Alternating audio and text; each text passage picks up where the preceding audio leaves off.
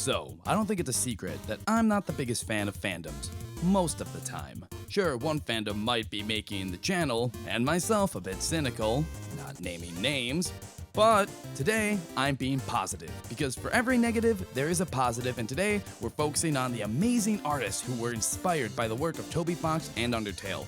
I'm Cloudy from EKG, and today I'm putting my 3 years of musical school to good use and covering the top 10 fan-made songs from Undertale.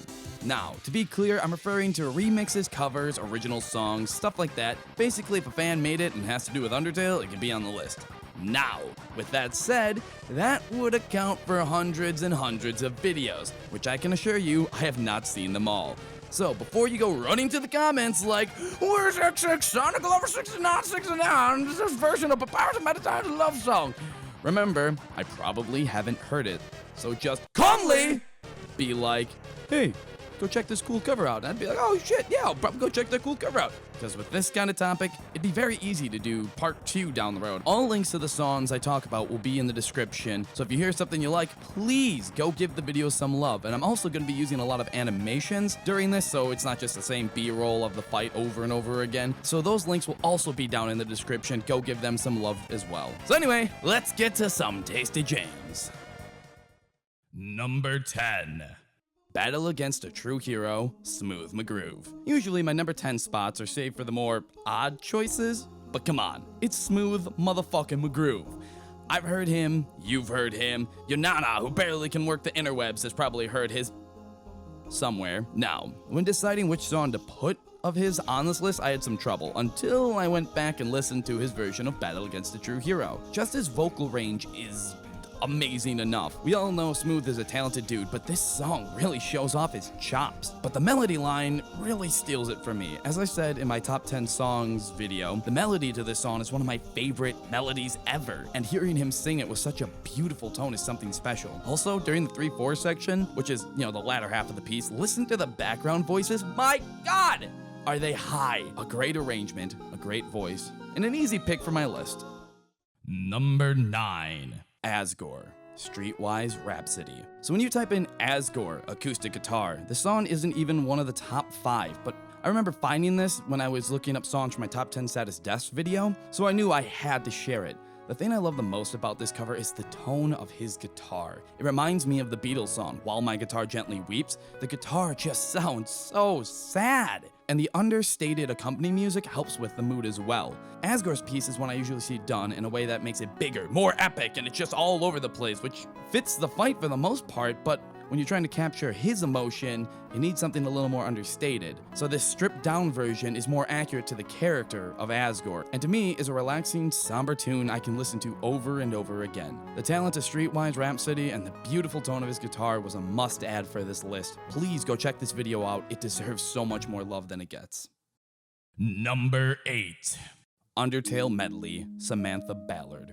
There's a comment near the top of this video that really sums up my thoughts pretty accurately, and I quote, "This video makes me believe that Undertale music was meant to be played on the harp. Home, the main theme, and Snowy are big examples of this." Samantha's harp has a gorgeous tone, and you can tell this is someone who knows what they are doing. You can just tell with her fantastic technique. The first half of this video, I was thinking, yeah, I could dig this chill vibe, and then my girl rips out Metal Crusher on a harp. Color me impressed. Another lesser known YouTuber, Lukas talking. But a medley I highly recommend checking out. Honestly, I don't know a lot about the harp, so I can't sit here and pick apart the technicalities, but seriously, go check her out. Number 7. Darker, Yet Darker, The Great Anasi. I think that's how that's pronounced. So I chose this version over Charax's for a couple reasons. I don't think either version is bad, so don't get it twisted. Simply, this version is jammier. Put it on some toast. I've never been a fan of EDM dubstep's trend of the drum part just being 4 quarter notes on the bass drum. That thumpy feel you get with Charax's version, that just where this version has this almost Slipknot-esque kind of percussion sound to it, where there seems to be a drum set, but also percussion instruments countering that main rhythmic line. It's a cool effect that gives the piece lots of momentum. Also, the instrumentation choices for the accompanying music are fantastic. It feels like this could be Gaster's actual theme. It's got this haunting feel to it, yet it's mysterious, and yet somehow playful. Such an interesting take on a simple theme that we were given that, again, I can't recommend it enough. Go check it out. Number 6. Megalovania, Crystal Chameleon. Okay, where do I even begin with this one? So Megalovania, as most of you know, is a song by Toby that has appeared in several forms of media. His Earthbound hack, Homestuck, and Undertale, of course. Every time it's this fast-paced song used for climatic battles. But here we see the somber implications of the genocide route shining through. The battle between Sans is intense, but it's also a very sad moment, especially for Sans, and this piano arrangement captures that perfectly. The tone of the piano is simply gorgeous. I actually found a score to study for this particular arrangement, linked down in the description, and the biggest thing I noticed was the key change from D minor to F minor. At first I was wondering, why would you do that? D minor is the saddest of all keys. But I found a list of characteristics for each key, and what I found in F minor was F minor, deep, depression. Funeral lament, groans of misery and longing for the grave. Don't think I need to explain why that works so well here. It's a gorgeous piece that really brings out an emotion that is rarely touched on with this song. Number 5, Dapperblook, from Insane in the Rain Music. So, fun fact about me, I did jazz band for 10 years. So ask me how hyped I was when I saw a guy made a jazz album of Undertale. Great arrangements, great recordings. It's hard to pick just one, but my favorite is the cover of Ghost's song titled Dapperblook. And as good as the studio versions are, the live version I actually think is a little better. Jazz is music that is meant to be live, so hearing the quality performances is a real treat. So this wasn't the hardest song to make jazzy because Ghost's battle was already kind of jazzy, but this song took the concept and just ran with it. Can't go wrong with a little jazz, right? The dynamic control by the whole group is fantastic. The rhythm section was a standout in my opinion. As a drummer, I might be a little biased. Shut up. Go listen to it. It's jazz. You don't want to listen to someone describe jazz. You want to go listen to jazz. Number 4, Spider Dance. Adrissasaurus? The name's up on screen. She's done a couple of these now, and they're all great, but the best one to me is easily Spider Dance. But I have to admit something. I hate the practice of adding lyrics to pieces that don't have vocals. The melodic lines of most instrumental music just doesn't line up with the cadence of speech naturally, and it just sounds weird. But then you have this cover. I pointed out in my top 10 songs that Spider Dance's rhythmic pattern lines up with the syllables of the word Spider Dance, so I don't think it's an accident that this worked out so well here. So let's start with the instrumentation. It's just a music box and vocal, and it works perfectly. All done by the artist, and the simple arrangement really let her voice shine through, and oh boy, let's talk about that for a moment. There's something about this girl's voice that just is perfect for this song. When she says Spider Dance, I literally imagine it coming out of Muffet's mouth. Get caught in my spider dance, spider dance, spider dance. You know a heart like yours can't stand a chance. Got your marionette strings in my hands. It's just cute, but has this hint of mischievous nature hidden behind it, and the lyrics are actually great too, which again is a rarity with things like this. A great cover and one you'll find yourself clapping and dancing along with. Number 3, Stronger Than You, the Sans, Chara, and Frisk version.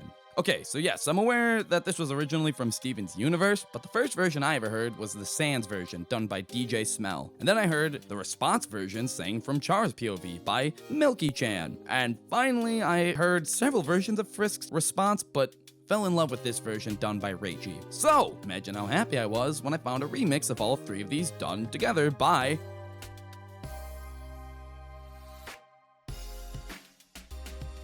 Now, things like this are tricky to pull off, especially because each has different instrumentation and timbre, but this version really does a fantastic job mixing the 3 versions together. And the story that gets told with the conversation the 3 versions are having with each other is great. A great example of this is this section.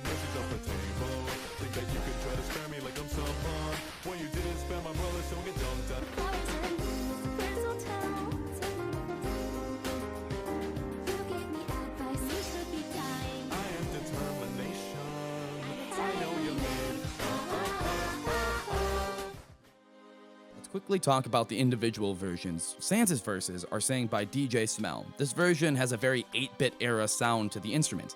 It really works well with DJ Smell's lower voice and fits Sans's character perfectly. I think out of all 3 versions, this one has the most quotable lines, and the lyrics fit with the original rhythm of the song the best.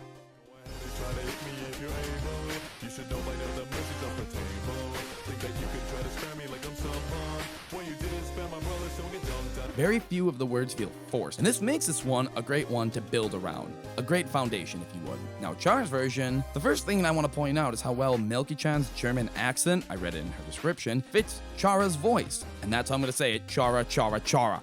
It just fits the creepiness of this version. The instrumentation is more active than Sans' version, so it causes this version to be more energetic. The more realistic sounding instruments help remind us that this is a monster versus a human, and the more in-your-face attitude with the lyrics fits perfectly.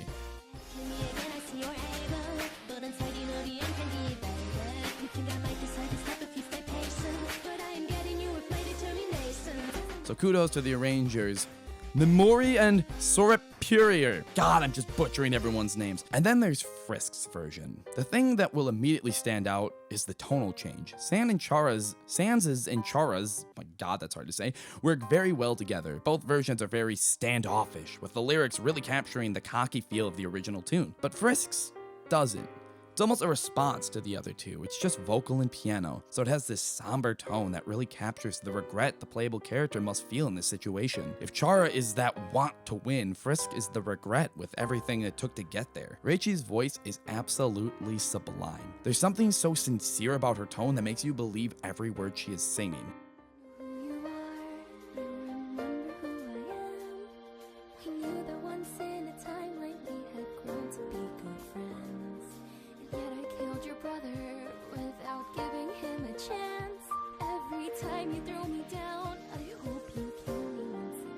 Now, the remix by Riani really captures all three of those tones, making it seem like the three artists sat down together to record this version. Anyway, it's a fantastic version of a fantastic song. Go check it out and support all of the artists.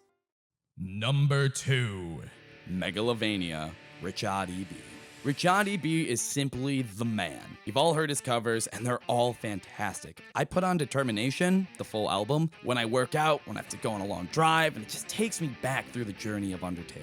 He captures the spirit of each song perfectly, but he's a metal guitarist, so where he shines is the most rock-esque piece in the OST, Megalovania. So to me, this is the definitive version of the piece. It does nothing but add to the original, which is what a good arrangement should do. His skills as a guitarist are one thing, but his ability to write for the other instruments, he writes the drum parts in a program, which is insane by itself because of the quality of sound, is what I believe makes him stand out from all the other metal cover YouTubers out there, especially when it comes to this track. The addition of some counter melodies really help make this piece pop, and the quality of the recording is just unrivaled. Richaad is an amazingly talented dude, and if you're one of like 4 people who haven't heard his covers yet, you're really missing out. Number 1.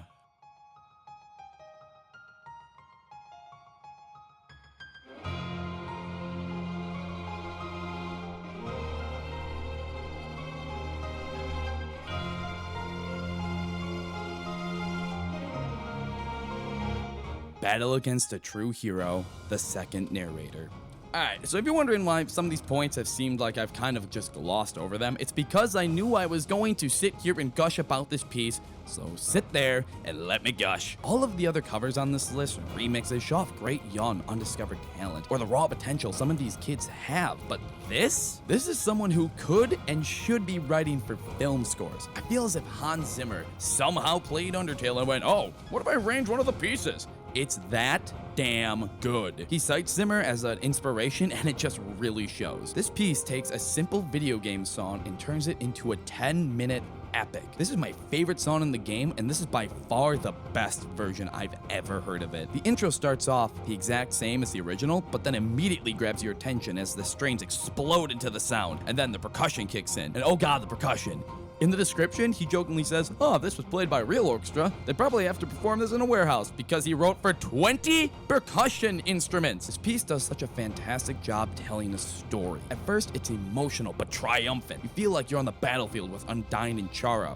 Frisk, whatever. Using the horns to carry the main melody was a genius idea. It reminds me of one of my favorite pieces of music, Dvorak's Ninth Symphony, Movement 4. I'll quickly play them back to back to show you what I mean.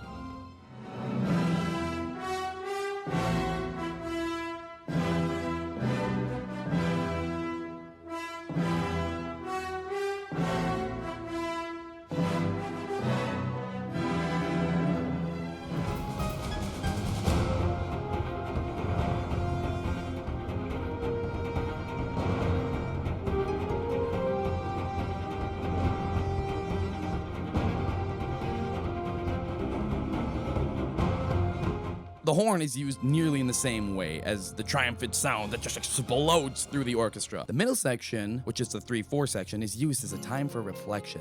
The density of the orchestra drops down to just a few instruments here. The piano from the beginning carries the melody, as an acoustic guitar and sleigh bells accompany them. It feels empty and vulnerable, and then a choir is added, which to me is a great way to connect this piece to the piece that precedes it in the game, But the Earth Refused to Die. The orchestration builds back up as the piece begins to build towards that final section and the end of the battle. The full orchestra comes back and plays the melody of this more somber section until everything drops out except for those instruments from before, and then there's this small melodic line carried by the flute that just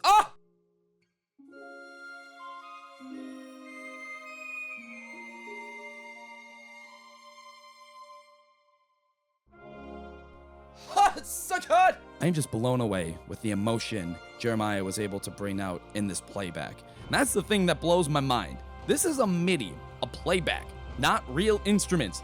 But the quality of his program and writing makes you feel like you're sitting front row at the Undertale orchestra and you're hearing the epic finale. I can't sing the praises of this piece enough. Go and listen to it and prepare yourself for a ride. Hey guys, thanks again for watching. Make sure to support all of the artists featured in this video. And hey, give our daily content some love too, you know? It's kind of what we want to do. The better it does, the more Undertale stuff I can make. As always, thanks for watching.